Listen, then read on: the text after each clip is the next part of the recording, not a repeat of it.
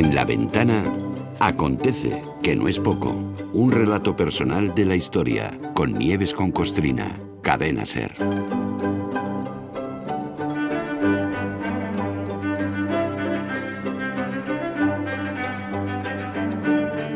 Hola Nieves, buenas tardes. Buenas tardes, Carlos. Oye, qué bien que nos reencontremos el día de mi santo, el día de San Carlos Borromeo. Ay, es verdad. Ya sé que es una cosa muy tonta, una alegría muy pequeña, pero joder, con todo lo que está ocurriendo, mira, agarrarse a algo aunque sea tan modesto, me parece que está muy bien. Y por otra parte, veo que hoy te has colocado rebufo de La Ventana de los Libros para hablar de algo que tiene mucho que ver con estas fechas, o del Día de Difuntos que dejamos atrás la semana pasada y tal, y tiene que ver con los libros, porque hoy hablamos de Zorrilla y el Tenorio, Claro, ¿verdad? por Que eso, es tradición. Efectivamente, por eso hoy, aunque ya esté pasadas las fechas, igual, pero si ya nos pasamos hasta nosotros las fechas, Bueno, da igual. por ahí, Sí. la fecha es una excusa que siempre tenemos, pero bueno, hoy efectivamente hoy es lunes de libros en La Ventana, no desentona que hablemos de José Para Zorrilla, nada. de la manía que le pilló a su Tenorio pese a que acabó siendo su mayor éxito teatral, del cabreo que se agarraba cada vez que se representaba y del cabreo que seguiría pillándose si viera que, además de que estamos hablando de él, que sigue representándose todo el rato, sin parar. Fíjate, ahora ha estado, ya han acabado, pero la Compañía de Teatro Clásico de Sevilla ha hecho 9 representaciones. En Madrid. En Madrid ha habido otras 3 en el Teatro Fernán Gómez, con otro Carlos Francino en el papel de Don Juan, Sí, señora. diciendo eso de clamé al cielo y no me oyó. Sí. Bueno, se ha representado en Alcalá de Henares, como todos los años, en Salamanca, en el cementerio del municipio murciano de San Javier, en pueblos de Córdoba, de Valencia. Las fiestas de muertos sin el Don Juan, pues esto, yo qué sé, esto sería como un Borbón sin amantes, Ahí, o sin cuentas ahí. en Suiza. Es que no, va todo junto. Y puede que alguien se pregunte, ¿y esta manía de representar el Tenorio en torno a las fiestas de muertos? Pues esto viene de antiguo, pero la costumbre se afianzó a partir del 2 de noviembre de 1860, que ahí fue cuando el Don Juan lo petó gracias a la pericia en las tablas y al ojo negociante del actor que rescató la obra, que se llamaba Pedro Delgado. Y digo rescatar porque el Tenorio de Zorrilla se había estrenado 16 años antes, Ya. en 1844, pero bueno, aquello ni fu ni fa, no pitó.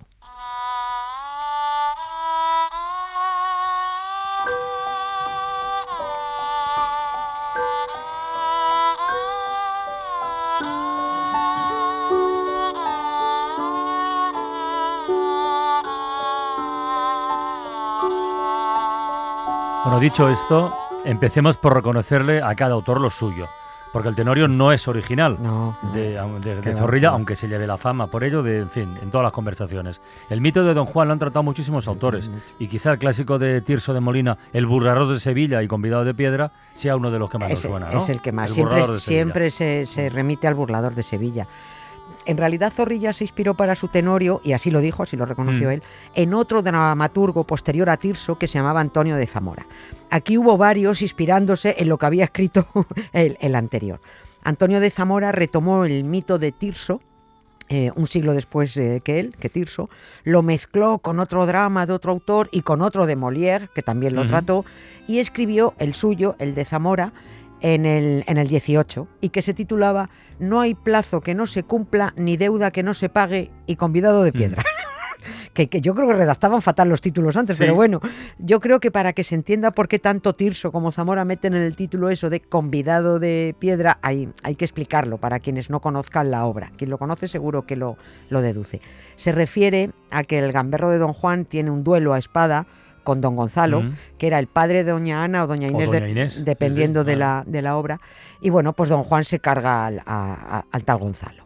Tiempo después, Don Juan vuelve a Sevilla y frente a la tumba de Don Gonzalo, que tiene una estatua encima, se burla del difunto, invitando a la estatua a cenar, bueno, pues por si quiere vengarse por haberlo matado, ¿no? Y la estatua va y se presenta.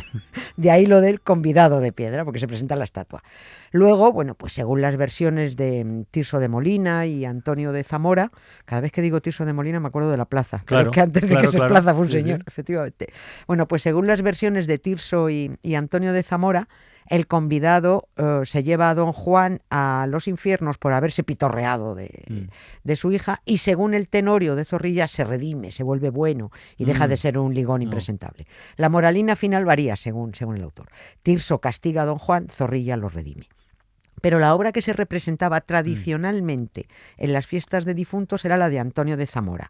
No hay plazo que no se cumpla, ni deuda que no se pague y convidado de piedra. Pero entonces la costumbre de representar el Don Juan en difuntos es anterior al Tenorio de Zorrilla. Es anterior, vale. Sí. Es antenorio, iba a decir, es antenorio. Sí. El drama de Antonio de Zamora tenía todos los ingredientes para esas fechas de celebraciones de muertos. Tiene escenas de cementerios, tiene tumbas, tiene fantasmas que vuelven del más allá, esto era puro Halloween.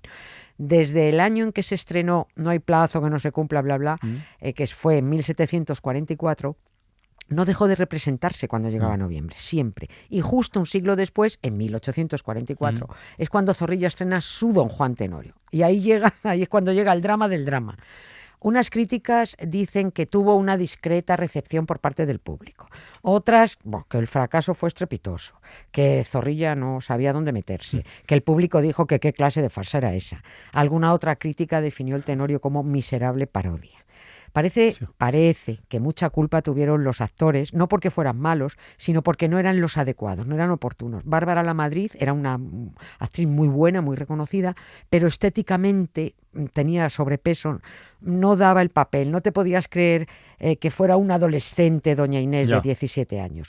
Y el actor, pues lo mismo, muy bueno, era Carlos Latorre, pero demasiado mayor para la época y no encajaba haciendo de arrojado galán, ligón y pendenciero. It's 9 o'clock on a Saturday. A regular crowd shuffles in. There's an old man sitting next to me, making love to his tonic and gin.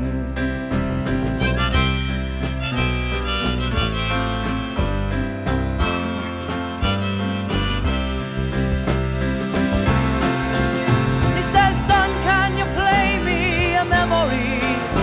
I'm not really sure how it goes, but it's sad and it's sweet and I knew it complete when I wore a younger man's clothes.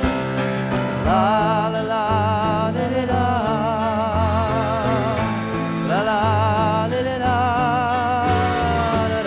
La historia que estamos contando confirma aquello de que las cosas no son como comienzan, sino como terminan. Sí, exactamente. Y siempre que hablamos de Sarrío, me acuerdo de Isaías Lafuente Zorrilla.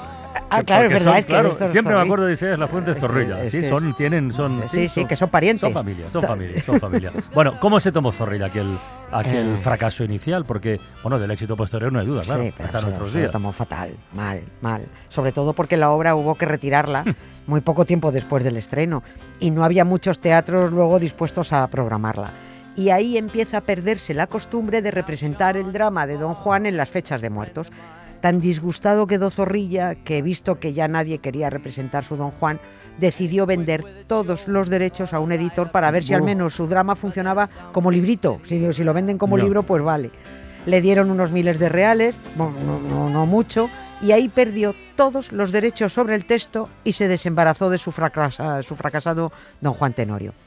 Pero bueno, pasaron 16 años y un actor muy famoso, Pedro Delgado, conocido como Perico. Como ciclista. Sí, igual. Perico Delgado. Bueno, tenía unos 30 años, guapete, con buena planta, fama de ligón fuera del escenario. Él es el que decide rescatar el Don Juan Tenorio de José Zorrilla, empleando además una buena estrategia comercial, además de reestrenar con actores más acordes a los personajes que tenían que meterse en la piel de Don Juan y Doña Inés, y sobre todo con una mejor puesta en escena. Don Juan, por supuesto, se lo adjudicó él. Perico Delgado se quedó como Don Juan y el de Doña Inés lo interpretó Teodora Lamadrid, que era hermana. Era la otra. Hermana. Era hermana de la otra. Que no, fíjate que Teodora tampoco daba el papel por edad, pero sí por la estética. Por lo que fuera, ella sí encajó. Pero resulta que Pedro Delgado, además de actor, era empresario teatral. Y cuando salió a subasta la temporada del Teatro Español en Madrid, pues se la quedó su compañía. Y ese año, que fue en 1860, él decide recuperar la costumbre de representar el Don Juan el 2 de noviembre. El 1 no se podía, porque por orden de la Borbona Isabel II, siguiendo órdenes de la secta católica, los teatros se cerraban la víspera del Día de Difuntos y toda la Semana Santa. Diversiones ninguna. Qué pesados. Sí, y para quien no se lo cree, artículo 25 del Decreto Orgánico de Teatros del Reino, ahí está recogido. Pero Pedro Delgado elige el Don Juan de Zorrilla, que era más ligero y más moderno, y ya lo había representado anteriormente, en vez de coger el de Tirso o el de Antonio de Zamora. Muchos intentaron quitarle la idea a Pedro Delgado y le dijeron, ¿cómo no hagas esto? Porque, primero, representarlo en el español después del manifiesto fracaso que ya había tenido Zorrilla era un riesgo. Y segundo, porque ya se consideraba una obra pues que eso estaba pasado de moda, era rancio. Ya. Pero no, llegó el exitazo del Don Juan de Zorrilla. Y el gran cabreo de Zorrilla, imagino. Porque con él había fracasado, pero había vendido los derechos ya, con lo cual no pilló nada. No pilló nada. No pilló nada del éxito. Nada. Bueno. Además, José Zorrilla nunca vinculó su obra a las fiestas de muertos. De hecho, cuando se estrenó fue en febrero de 1844. Y bueno, quizás eso, junto con el problema de los actores y la puesta en escena, pues no ayudó. Es Pedro Delgado y su compañía los que restablecen en Madrid la costumbre de representar el Tenorio el día 2 de noviembre. Volvió a la tradición y muchos teatros de toda España, pues lo copiaron porque la obra venía a huevo. Toda la segunda parte transcurre en escenarios fúnebres. Arranca con Don Juan en el cementerio junto a las tumbas de todas sus víctimas y la de su padre, Diego Tenorio, muertos entrando y saliendo de sus tumbas. En fin, toda la trama del Tenorio encajaba en las fechas y el público volvió a engancharse. Zorrilla, en cambio, con el Tenorio solo ganó para disgustos, porque como había vendido todos sus derechos, no recibía ni un real pese a las ovaciones que arrancaba su drama. Seguramente pensaría eso. Me voy a arriesgar yo. Cuán gritan esos malditos, pero mal rayo les parta, que por su culpa vendí mi farsa y me salen caros sus gritos. En fin, de todas formas, Zorrilla tuvo una época de mala suerte coincidiendo con aquella errónea de desprenderse de su Tenorio, porque con la siguiente obra también tuvo un disgustillo. ¿Con qué gordo. obra? ¿Con qué obra? ¿Qué pasó? Sí, a ver, al año siguiente del estreno poco exitoso del Tenorio, Zorrilla se retiró a un pueblo de las afueras de Madrid para terminar la siguiente obra que tenía entre manos. En ese pueblo no lo conocía nadie, era un jovenzuelo de 27 años, siempre lo veían paseando solo, no hablaba con nadie, pensando siempre en sus cosas, era un tipo bastante taciturno, así muy siniestro, y en el pueblo estaban un poco mosqueados, ¿este tío de quién coño es? ¿No? Un día llegó una carta para Zorrilla y como el sobre estaba medio abierto, el cartero terminó de abrirlo. Y la leyó la carta. Y allí decía, querido Pepe, soy de la opinión de que no debes envenenar al alcalde, bastará con un narcótico. Vaya. Sí, el cartero se fue al alcalde, el cotillo corrió por el pueblo, los alguaciles se fueron a por Zorrilla y en la puerta de la casa se concentró medio pueblo queriendo linchar a ese forastero raro que quería cargarse al alcalde. Al final pudo tranquilizar a todo el mundo porque resultó que la carta la había escrito un amigo de Zorrilla, médico, al que le había pedido consejos sobre cómo terminar una obra que estaba escribiendo y que se estrenó en el Teatro de la Cruz de Madrid en 1845.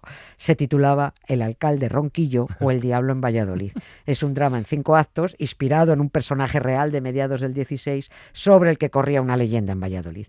El alcalde al que había que dar un narcótico no era el del pueblo, sino el de la obra de teatro. Y por eso digo yo, que mala suerte la mía.